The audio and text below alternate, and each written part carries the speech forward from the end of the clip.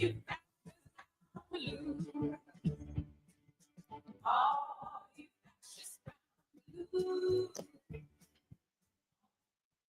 morning, Union family. And I want to thank Secretary Treasurer Roher for the kind introduction. Thank you to President Traynor. And it is fantastic to be here.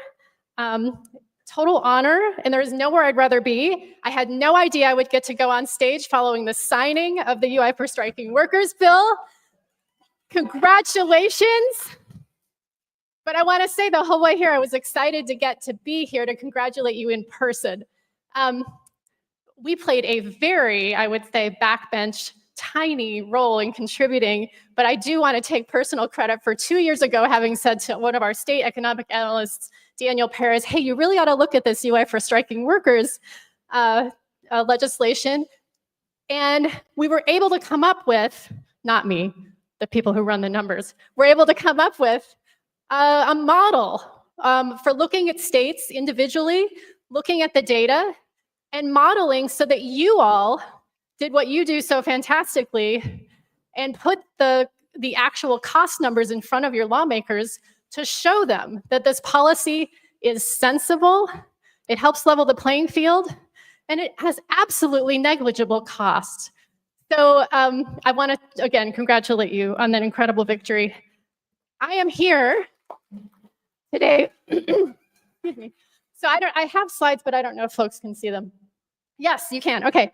I want to start mainly by sharing greetings from all my colleagues at Economic Policy Institute. We are, there's a beautiful mission and vision statement on our website, epi.org, along with a million fantastic reports and tools that I'm going to say a little bit about. So I never encourage people to look at their phones when I'm talking, but I am going to do that today. If you haven't looked at epi.org, this is a great time to call it up on your device and bookmark it. All that description is there, but I want to cut to the chase and quote our current EPI president, Heidi Sherer, and just let you know that we are proud to be labor's think tank. EPI has, for the last 40 years, used the tools of economics to fortify worker organizing and drive progressive policy change, producing rigorous research and analysis to support policies that advance power for workers, economic security for families, and racial and gender equity across the country. And if you go to our website, you're going to see some of the main issues that you have heard many speakers yesterday and today address that we are tracking closely. And you're also going to see some of the favorite tools that I know our labor partners across the country use in their bargaining, use in their legislative advocacy, like our family budget calculator, our child care costs estimator by state, our minimum wage tracker, our tracker of where states are trying to preempt worker rights, and our data library, which is free, accessible, and intended for your use. I want you to think about this as your think tank and your website. If you are asking yourself, can I print copies of reports to give to lawmakers? Can I share quotes, statistics, cut and paste charts, or reprint entire blog posts in my union newsletter? Can I turn EPI charts into cool memes and TikTok videos? The answer is yes. And if you're asking yourself, do I have to ask somebody's permission? The answer is no. You have our permission. You have our, in fact, encouragement. If you want to cite us or give us credit, that's fine. But mainly, we want people to have this information who need it. I am here as part of our state policy and research team at EPI, supporting, we can go to the next slide, which is, I think, a map of our EARN network. We support an enormous network of research and advocacy groups in the states, otherwise known as EARN, the Economic Analysis and Research Network. And this reflects EPI's commitment to bolstering our support for research organizing partnerships at the state level. In Oregon, many of you may already know this, our EARN affiliate is the Oregon Center for Public Policy, and we're especially proud that OCPP has been one of our EARN Worker Power Project grantees for the past 4 years, and of the work that they are doing in partnership with many of you. For example, this past year, especially on developing new models for workforce standards boards covering farm workers and long-term care workers, which I know is going to be still a long fight ahead to win those. The next chart, or the next slide, is a chart that I'm curious We can go to the next slide. Yeah. I'm always curious to know how many people have seen this image before. Does this look familiar? Okay. It's one of what I would call EPI's all-time greatest hits.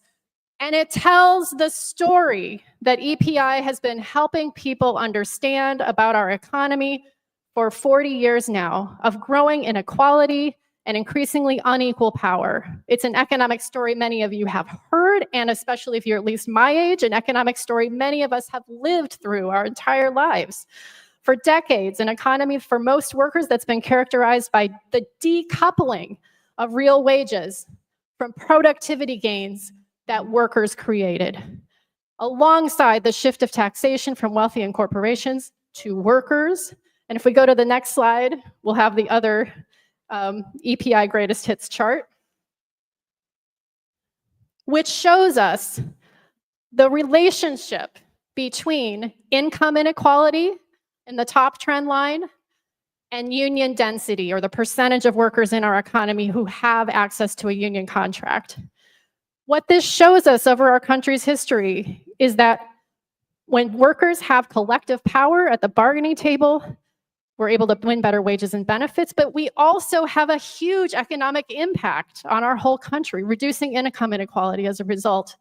When union strength started to decline, and we know there is a long list of policy choices and reasons behind that decline, including the legitimation of union busting that spawned a growth industry of consultants and law firms that specialize in blocking unionization from workers who should have the freedom to get a union contract.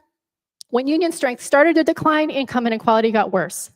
We are now at a point where it's at its worst point since the Great Depression. So this is one snapshot of years of EPI and Earn Group research on the economic impact of unions. We know from hundreds and hundreds of data points that unions don't only improve the lives of union members, they have much broader impacts. One thing you can find on our website right now is a new report that we put out right before Labor Day, comparing policy outcomes in high union density states like Oregon.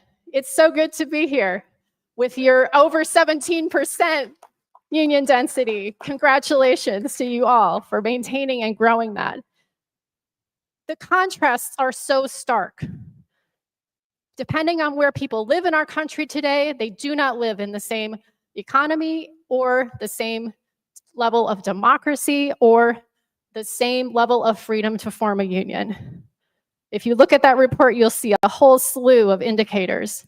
For example, high union states show overall higher wages for households, not just union households. High union density states have higher unemployment recipiency rates. Their systems work better. High union density states have better health insurance coverage rates across the board. High union density states have better paid sick leave legislation. They have higher voter engagement and participation rates. They spend more per pupil on education, and their democracies are healthier.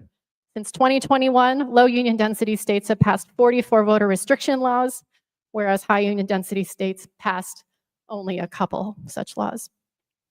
If every state in our country looked like Oregon, we would be living in a different world.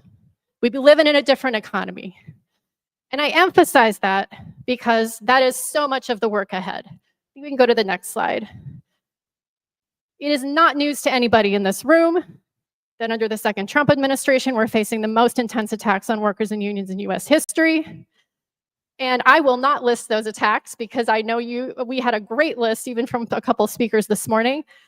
But I will let you know that a big part of EPI's work right now is closely tracking and documenting administration actions that affect workers, leaving the trail of breadcrumbs that we will need to unwind and repair when the devastation comes to an end. It's everything from slashing federal funding and mass firings of federal civil servants at exactly the agencies that matter most to workers, to issuing executive orders that are slashing worker rights, blocking important rule changes, and of course, overnight with a stroke of a pen, attempting to eliminate union contracts of hundreds of thousands of our federal employee union siblings. And of course, the inhumane and lawless attacks on immigrant workers are ripping apart families, workplaces, and communities, fostering a climate of fear that we know from past research worsens workplace conditions for every worker across the country and makes it harder for all workers to report labor abuses. Let's go to the next slide. Because I mention these attacks because a big share of EPI's role in this moment is to help the public understand that these dramatic, extremist, authoritarian policies have massive economic impacts. All combined, the administration's actions spell serious trouble ahead for working people and our economy as a whole. There's a list on this slide, and I will let you know that there is much more about each of the bullet points here that our economists and researchers are documenting right now. The latest jobs report yesterday gives reason for concern, as many may have heard, about the threat of a recession. And the mass deportation agenda alone, one of our economists has documented, could slow growth, decimate labor markets and job opportunities, not only for immigrant workers, but for thousands and thousands of native-born workers, especially in targeted industries like construction and childcare. Let's go to the next slide. Amid these threats, we know that this is the moment to continue organizing and that the attacks present incredible opportunities to organize. Many of us have heard the repeated statistic about how popular unions are right now. And of course, it's nice to be popular, but it's much more important to have power.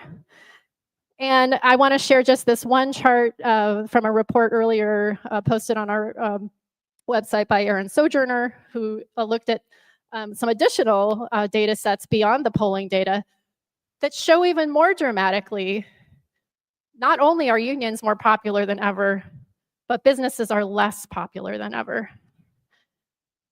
So let's go to the next slide. Young workers in particular, we know, are ready to join unions where and when they have the pathway and the opportunity to do so. And let's go to the next one, because the work ahead of us, can we go to the next slide? Both in our Earn Worker Power project and across the country is right now very focused on the state level. That's where all of you are such incredible role models. So I am here partly to congratulate and commend and thank you, and also to invite you to be even fuller partners with us on the road ahead. We are in the process right now of working with our network groups across the country to strategize about what states must do immediately, what we have the opportunity to do as the federal floor underneath workers' feet continues to crumble and to fall away. We're issuing new materials on a pretty much monthly basis, trying to cover areas where worker rights are under threat. And if you take a look at these, you will not surprisingly see Oregon mentioned as a role model on many policies. Your governor just gave a terrific list of some of the many ways that you are leading the way. We frequently point to Oregon when other states are making efforts to shore up their standards and improve pathways to unionization. So let me give you just a couple of examples of what this work looks like in other states. You may know this. Here in Oregon, for decades, you've had a strong public sector collective bargaining framework. Half the states in our country have never had one, or have lost the one they had in the last decade of attacks on public employees. Or they are living under conditions where the state outright bans public institutions from collective bargaining discussions with their employees. So I'll take Virginia as one example. For the past 4 years, our EARN group, the Commonwealth Institute, has provided research that helped unions make the case for state legislation that lifted finally, a 40-year ban on public sector collective bargaining, and has moved local ordinances that have created new frameworks for public employees in school districts and counties and in some of the largest and majority Black cities in Virginia to organize new unions, tens of thousands of new union members just from that one policy victory. And now they are on the next step to make the case for a comprehensive framework covering all public employees in the state. This year, Maine finally enacted legislation extending minimum wage protections to farm workers, something that Oregon did long ago. Following a years-long campaign, they had to compromise and leave out overtime, but they'll be back for it next year. In Kentucky, our EARN group over the past 9 months has coordinated a community outreach and public messaging campaign, including research reports on the auto industry and how unionization would benefit the entire state, editorials and presentations and online videos and more in support of workers who were unionizing at a new EV battery plant, who just a couple weeks ago voted to join the UAW in a southern state. In Pennsylvania, our EARN group, the Keystone Research Center, is working with unions all across the state to support launch of their new climate jobs table. I know you had a fair amount of discussion about that yesterday. They call their table Union Energy, and they are now implementing at the state level many of the bonus tax credits that are disappearing at the federal level. So urging manufacturers to decarbonize and incentivizing them to do it if they commit to local hire, community benefits, and union neutrality in the process. We worked all year with our Colorado partners, their state fed, and our EARN groups to support a campaign to finally get rid of their de facto right to work law, which the legislature did. It was an incredible campaign that educated voters across the state about the benefits of unions and the growing inequality in the state that has festered because of this suppression of worker rights and worker organizing. The legislature passed that bill in a great victory. Their governor vetoed it, but they are also going to be back for more with perhaps a new governor in the future. So I want to go to my last, I think, slide and just again issue an invitation to stay in touch with us. Whether that means using our resources, contacting us to tell us what is missing from our resources and what we should produce. And the last one was a little hint, which is something more you can find on our website. We have our own national conference that brings together all of our researchers. Labor partners are absolutely welcome in that venue, and that's coming up in November. So we know this is a moment when the bosses are trying to kill our unions. As they always have historically, today's authoritarians and neo-fascists are attacking unions first because they recognize that strong, independent, democratic organizations of working people united across lines of race, gender, citizenship status are the biggest obstacle to crushing democracy. You are what is standing between them and their agenda. So we know the attacks are going to keep coming. This is only the beginning. They will continue to try to legislate, litigate, gerrymander, and terrorize us out of existence. But we also know they've tried to do that many times before. We are still here. And I want to end with a very short reading of something that I heard at one of our state fed officers in my now home state of Iowa read at one of the first state fed conventions I ever attended more than 20 years ago. Because as we know in our movement for generations, we have to be committed to fighting for both bread and roses. And in the think tank world, I find myself often reminding people, we need good policy and poetry. And this sprang to mind as I was driving here yesterday, because I think this is an old poem, but I think it also speaks to our moment. This is The Low Road by Marge Piercy. What can they do to you? Whatever they want. They can set you up, they can bust you, they can break your fingers, they can burn your brain with electricity, blur you with drugs till you can't walk, can't remember. They can take your child, wall up your lover. They can do anything you can't stop them from doing. How can you stop them? Alone, you can fight, you can refuse, you can take what revenge you can, but they roll over you. But two people fighting back to back can cut through a mob, snake dancing. File can break a cordon, an army can meet an army. Two people can keep each other sane, can give support, conviction, love, massage, hope, sex. Three people are a delegation, a committee, a wedge. With four, you can play bridge and start an organization. With six, you can rent a whole house, eat pie for dinner with no seconds, and hold a fundraising party. A dozen make a demonstration, 100 fill a hall, 1,000 have solidarity in your own newsletter, 10,000 power and your own media, 10 million, your own country. It goes on one at a time. It starts when you care to act. It starts when you do it again after they said no. It starts when you say we and know who you mean. And each day, you mean one more. I want to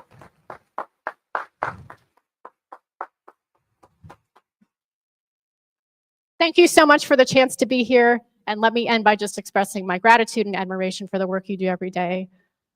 Let's go forward one step at a time in solidarity.